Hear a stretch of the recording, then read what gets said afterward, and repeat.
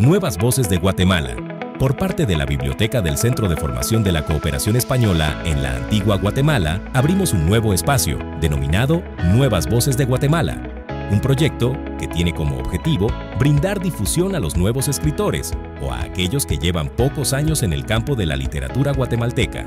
Como biblioteca, tenemos el compromiso que se conozca la obra de estos escritores y acercar su trabajo artístico a los lectores. El proyecto tiene como objetivo primordial dar difusión a la labor artística de los nuevos escritores guatemaltecos, para que el público los conozca y tenga la posibilidad de acercarse a biblioteca a leer sus obras. El proyecto plantea una entrevista al mes donde se da a conocer la trayectoria, procesos creativos y la obra del nuevo escritor o escritora. Gabriela Grajeda es autora de El día que me gustaste, 2020, una novela romántica juvenil ambientada en la antigua Guatemala y publicada por Caligrama Penguin Random House. Su obra incluye también Bailar con el cielo por debajo, 2015, un poemario presentado en la Feria Internacional del Libro de Panamá y en Sofos, Guatemala. Ha trabajado en proyectos editoriales como La Casa del Árbol y cómics educativos para Editorial Santillana, con libros vendidos en España, Estados Unidos, Panamá y Guatemala. Su estilo creativo y versátil resalta en la literatura juvenil y la escritura académica. Les damos la bienvenida a este nuevo segmento de Nuevas Voces en Guatemala. Hoy tenemos el gusto de presentarles a Gabriela Grajeda. Gabriela, bienvenida. Muchas gracias por tenerme acá. Para comenzar esta entrevista, nos gustaría conocer un poco de ti, cómo inicia tus acercamientos a la literatura, a qué edad inicias a escribir, cuáles son estos autores que han marcado una influencia en tu obra. Bueno, la historia de mi vida con la literatura empieza desde chiquita. Yo vengo de una familia de escritores, de un escritor guatemalteco reconocido, Rafael Arévalo Martínez. Y desde que yo era muy niña, el arte, la literatura, la danza, las bellas artes eran muy importantes en mi familia. Entonces yo sentí una inclinación desde que tenía 8 años a escribir.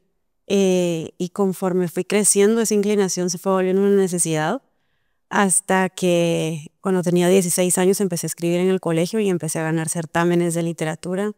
Empecé a hacer cuentos, empecé a hacer poesía y decidí que quería ser periodista y dedicar parte de mi vida a las letras, ¿verdad?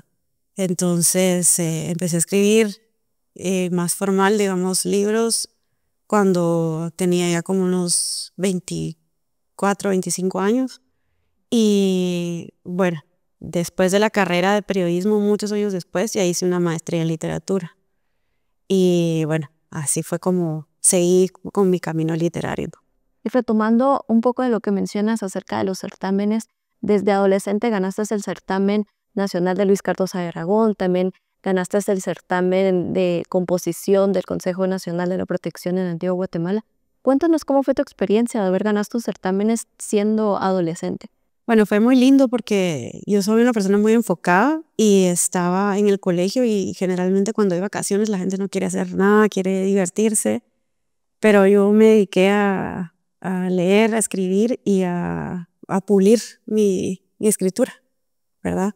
Entonces, esos certámenes, digamos, los gané porque en las vacaciones me ponía a escribir y fue en esas vacaciones que hice el primer cuento que se llama Shamila y de ahí el siguiente año hice el segundo y también gané el segundo lugar en el certamen.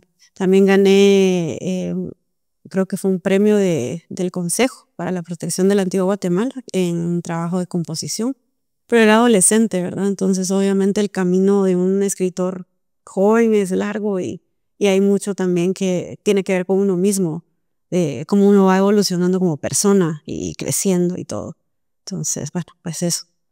Pero te felicitamos porque desde muy joven empezaste como a incursionar en la literatura y sabemos de que eres una escritora nacida en Antigua Guatemala y de que en tus obras siempre colocas Antigua Guatemala como el escenario principal de tu obra. Cuéntanos un poquito al respecto. Bueno, yo siempre he estado enamorada de la Antigua. Yo creo que para mí es un privilegio haber nacido aquí y es un privilegio poder venir aquí y vivir aquí. Durante muchos años también viví afuera, pero siempre quise regresar. Entonces, la Antigua es como mi musa, siempre lo ha sido desde que yo soy joven Y también con El día que me gustaste, La Antigua era el escenario porque creo que no hay otro escenario igual y también siento que no se ha explotado tampoco tanto literariamente hablando, así como escritores guatemaltecos. O sea, tenemos una joya que merece la pena que pase a la posteridad mediante las letras de los escritores de su propio país, ¿verdad? Entonces, bueno, por eso es que La Antigua es mi amor, por así decirlo, ¿verdad? Y si lo logramos percibir en tus obras, sí vemos que realmente tanto como la descripción o la manera en que hablas de Antigua Guatemala, se siente mucho como el cariño y realmente el aprecio que le tienes a Antigua Guatemala. En tu poemario, Bailar con el cielo por debajo está dividido en 3 segmentos. En la primera parte encontramos algunos poemas que son sobre la añoranza, sobre la infancia. En la segunda parte son poemas de amor y en la tercera son poemas que instan a un cuestionamiento. Platícanos un poco acerca de esta segmentación de este poemario. Bueno, Bailar con el cielo por debajo es un poemario que tiene muchos poemas de distintos momentos de mi vida. Como te digo, yo empecé a escribir desde chiquita, pero cuando tú recopilas poemas para un poemario, empiezas a escoger los mejores, pero muchas veces son de otra etapa de tu vida, ¿verdad? Entonces, tal vez una etapa en la que tenías a alguien especial, otra etapa en la que tenías más cuestionamientos existenciales.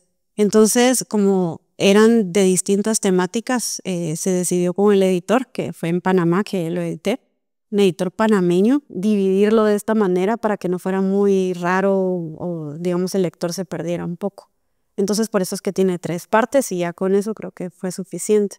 La tercera parte sinceramente es una de mis favoritas porque es una parte que tiene poemas que sí se cuestionan mucho la existencia humana, el qué hacer de la gente y bueno, durante mucho tiempo de mi vida eso fue muy importante para mí. Ahorita digamos que estoy en otra etapa de la vida, entonces tal vez hago otro tipo de poesía, incluso hasta más minimalista, pero en ese momento sí, eso fue lo que sucedió. Y que también en esta tercera parte se desprende el poema del cual surge el título del poemario. De Bailar con el cielo por debajo. Siempre que me preguntaban por qué bailar con el cielo por debajo y qué significa, yo les decía que para mí es estar sola, porque yo soy una persona más, digamos, introspectiva, soy más solitaria y me encanta, o sea, me encanta ser así. Entonces ese momento en el que estás tú contigo mismo es maravilloso y por eso se llama Bailar con el cielo por debajo. También en este poemario nos hablas acerca de cómo es tu proceso de la escritura, de cómo estos cuadernos gastados van como guardando tus poemas. Cuéntanos un poco cómo es tu proceso de escritura. Bueno, el proceso de escritura evoluciona, ¿verdad? En ese momento yo siempre compro un cuaderno especial todos los eneros. Todos tenemos como nuestros hábitos, ¿verdad? Yo compraba un cuadernito y era como el cuaderno para escribir de ese año. Entonces ese era mi proceso. Entonces tenía mi cuaderno y empezaba a escribir cosas nuevas. Ahora siento yo que es más como en la computadora o tal vez en las notas del teléfono, porque muchas veces a uno no le da tiempo de andar llevando el cuaderno. Pero cuando se ocurre algo que es interesante o que viene de la inspiración, siempre lo apunto, generalmente lo apunto. Pero como te digo, la poesía tiene mucho que ver con el alma del escritor, es algo que es muy real, o sea, es como son tus vivencias tal cual, ¿verdad? Entonces es muy honesta la poesía. Y en ese momento yo plasmaba mucho cómo me sentía o cómo veía yo la vida.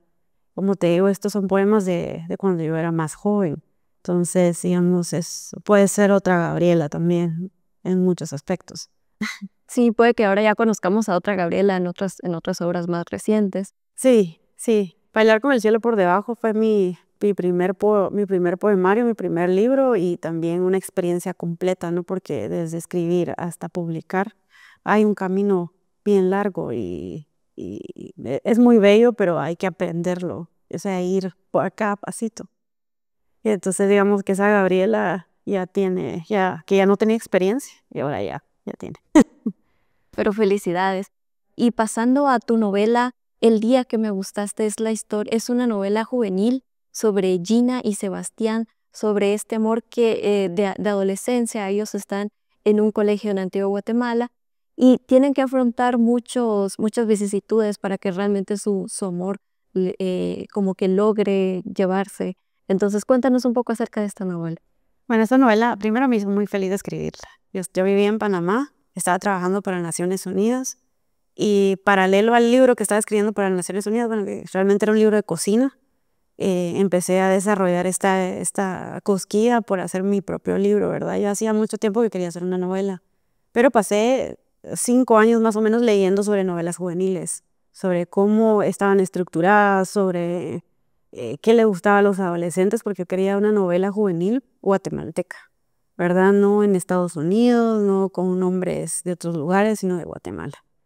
Y El día que me gustaste es una novela que tiene muchos rasgos autobiográficos y además es una historia que, aunque parezca muy sencilla, tiene mucho de la idiosincrasia de Guatemala, del guatemalteco, de los colegios en esa época, los colegios católicos, de los adolescentes, muchas veces de la doble moral que se manejan en las casas, también del conservadurismo que hay en Guatemala. Entonces, es una sencillez aparente porque es la verdad, o sea, es un libro que está estudiado todo, desde los capítulos que son bastante cortos hasta también el plot twist, que es como leve, por así decirlo, porque no quería nada que fuera poco creíble. Pero la historia es muy nuestra, es muy de cómo éramos en esa época y que yo creo que ya no existe ni la forma de enamorarse de esa forma. Entonces es bonito porque es un libro que es testigo de un momento y lo dejas para el tiempo, y entre más tiempo pase, más raro va a ser porque la gente ya no es así. O sea, los jóvenes ahora, empezando porque en esa época creo que ni celulares habían, uno llamaba a la casa, se daban papelitos, nada de eso existe. Pero realmente es bonito cómo logras como recalcarlo y dejarlo escrito como para la posteridad. Y hablando acerca de cómo logras ubicarlo en Guatemala y que realmente nos podamos identificar con ello, le colocas un listado de guatemaltequismos y también un cancionero, y este cancionero tiene muchas canciones de artistas nacionales que van acompañando la lectura, lo cual es muy gratificante porque realmente para nosotros que somos guatemaltecos, escuchamos las canciones y realmente nos hace sentido conforme en la historia y va marcando como un hilo diferente en la historia. Sí, lo que pasó fue que este libro yo lo publiqué en España, o sea, el primer tiraje y todo fue en España, con Caligrama, que es el sello de publicación de Penguin Random House. Entonces, como era un público español, europeo, que van a saber de cómo hablamos nosotros. Entonces le agregué este diccionario guatemaltequismos para que entendieran, y también las canciones, porque como es un libro dedicado al rock nacional, porque creo que el rock nacional lo merece, de alguna manera nos marcó a todos, o sobre todo de una generación.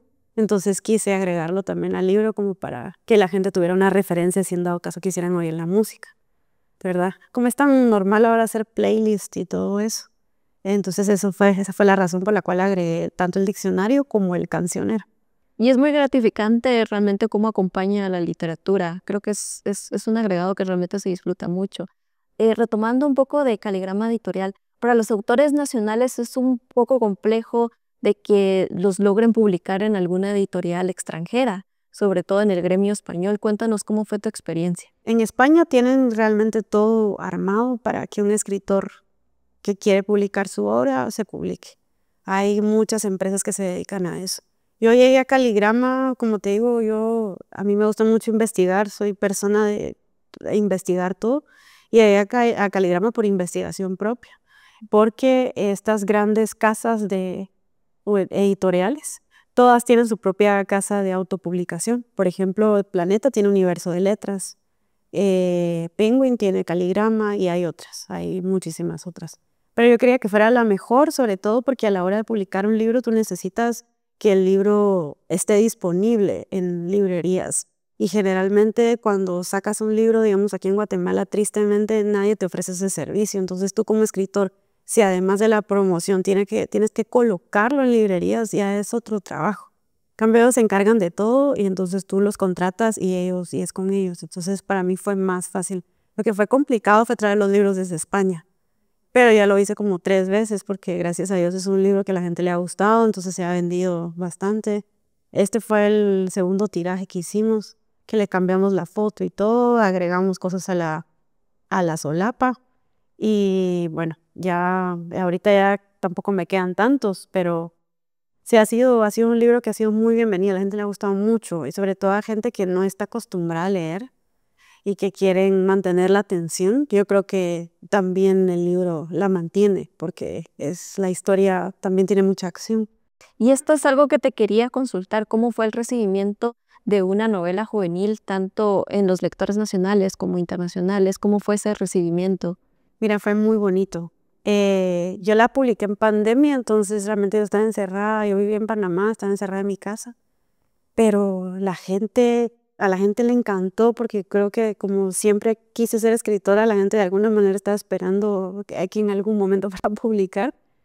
Y como es una novela tan nuestra, tan de amor, tan, no sé, tiene muchas aristas, a la gente le gustó mucho, entonces está en Goodreads y bueno, creo que tiene como 4.3, 4.1 de 5 y tiene bastantes reseñas, entonces eso me hace muy feliz. A la mayoría de la gente que la ha comprado me dicen que les ha gustado, que quieren una segunda parte. Eso sería excelente, que tuviéramos una segunda parte de la novela, sí. Y también en Editorial Santillana hiciste algunos cómics juveniles. Cuéntanos un poco acerca de esto. Sí, en Editorial Santillana trabajé un tiempo, también creo que desde casa. Para ellos hice cómics, como ellos se dedican a la educación, entonces eran cómics de, por ejemplo, grandes personajes de la historia, por ejemplo, Simón Bolívar, entonces se agarraba una parte y se hacía cómic para que los chicos entendieran de qué se trataba, ¿verdad? Entonces, sí, he tenido la oportunidad de trabajar en varias empresas de Guatemala y bueno, como viví 7 años en Panamá, también trabajé en diarios en Panamá y en revistas, bueno, Casi Literal y otras revistas. Y tomando tu amplia experiencia, ¿qué consejo podrías darle a los autores y autoras que quieren iniciar a escribir y que quieren publicar su primera obra? Bueno, primero que lean mucho, que se enfoquen mucho. Yo soy partícipe de que cuando uno quiere algo, tiene que enfocarse en eso y dejar de todo el demás ruido por fuera, ¿verdad? Ya sea que quieras hacer una empresa o que quieras hacer un libro o que quieras ser mamá, lo importante es enfocarse porque si estás bateando, nunca vas a poder especializarte en eso. Y al final la práctica hacia el maestro, o sea, todos los grandes escritores, por ejemplo, Vargas Llosa, se levanta súper temprano y se pone a escribir. O sea, al final es un hábito, escribir es un hábito y irlo mejorando también. Y otra cosa que le diría a los jóvenes es inviertan en ustedes mismos, o sea, que inviertan en ellos mismos, que paguen cursos, que si pueden pagar una maestría, bueno, si no pueden pagar cursos. Pero el problema es que las personas creen que la educación solo es un momento cuando estás chiquito y no, o sea, uno tiene que especializarse el resto de la vida y seguir aprendiendo en lo que uno quiere, ¿verdad? Y les diría que también que un libro es un proceso que también va de la mano con tu maduración como persona. O sea, hay momentos en los que estás preparado para escribir cierta clase de libros, pero después, tal vez conforme vayas viviendo, vas a escribir tal vez otro tipo de libros. Y está bien. O sea, no hay que enjaularse que porque uno ya escribe una novela juvenil, tal vez solo novelas juveniles. No, o sea, al final eso es lo bonito, que somos humanos, podemos evolucionar y darle esa evolución a nuestros lectores. Y yo creo que ese reinventarse es lo que hace que sea interesante, ¿verdad? Es un muy buen consejo y esperamos que todas las personas que nos están escuchando, tanto jóvenes y el público que nos escucha, pueda tomar como a consideración los consejos de Gabriela. Y Gabriela, para ir culminando nuestra entrevista, nos gustaría que nos compartieras alguno de tus poemas o que nos compartieras algún fragmento de tu novela. Sí, claro, de la novela puede ser. Muchas gracias. Con mucho gusto. Hay un pedazo del último capítulo que me gusta mucho, el 42. Todo es triste cuando estás triste. Es triste la hoja que cae al suelo que aún es verde. Es triste la pelota que se mueve cuando otros la juegan. Son tristes hasta las sonrisas de los niños que sostienen en su mano ese helado que se derrite. Es triste encontrar gente que te pregunta, ¿cómo estás? Y es triste responder bien cuando estás mal. Es triste afrontar la propia mirada, tratando de disimular que estás triste. También es agotador estar triste, pero no se quita. No es como el resfriado o la tos que de alguna manera tienen remedio. Tampoco se repara como aquel billete de 5 que se rompió a la mitad y tu mamá pegó con tape para que dejaras de llorar. Resultó que lo aceptaron en la tienda porque no era tan grave y porque sabías que había más. La tristeza no se repara, se queda allí como el agua que se estanca, apesta y se llena de insectos que luego provocan enfermedades a otras personas. La tristeza se parece a esa mancha de grasa que se pegó en tu pantalón favorito mientras montabas bicicleta. Esas manchas que aunque las laven, ya no salen y a veces el agua las expande y resulta que todo quedó más negro de lo que estaba antes. La tristeza se transforma y se vuelve una forma de vivir y es ahí cuando es crónica, cuando ya ni siquiera nos damos cuenta de que estamos tristes y mucho menos lo notan otros, pero estamos tristes. A la tristeza no le importa el tiempo, los años que pasen, tampoco la edad. Cuando se instala, se queda hasta que se va algún día o puede que nunca se vaya y no es tu culpa. Nadie tiene la culpa de estar triste, porque de eso me he dado cuenta. La tristeza te hace sentir culpable, aunque no lo seas. Muchas gracias, Gabriela. Para nosotros es un honor tenerte acá en este espacio. ¿Y algunas palabras que quieras darle a nuestro público oyente? Gracias por escucharme, por esta entrevista, por este espacio. Y me alegro mucho que se le esté dando espacio a los escritores guatemaltecos y también por el amor que le han puesto al día que me gustaste. De verdad, muchas gracias a las personas que se han acercado a decirme que les ha encantado y que quisieran, ¿no?, la segunda parte. No sé si va a haber segunda parte, pero de todas formas, gracias por el amor. Muchas gracias, Gabriela, y recordarles que las obras de Gabriela van a estar disponibles en bibliotecas. Si alguien las quiere consultar, puede abocarse con nosotros en horario de lunes a viernes de 9 a 5 y puede prestar cualquiera de las 2 obras de Gabriela. Gabriela, muchas gracias por estar con nosotros. Para nosotros es un honor tenerte aquí. Gracias, muy amable.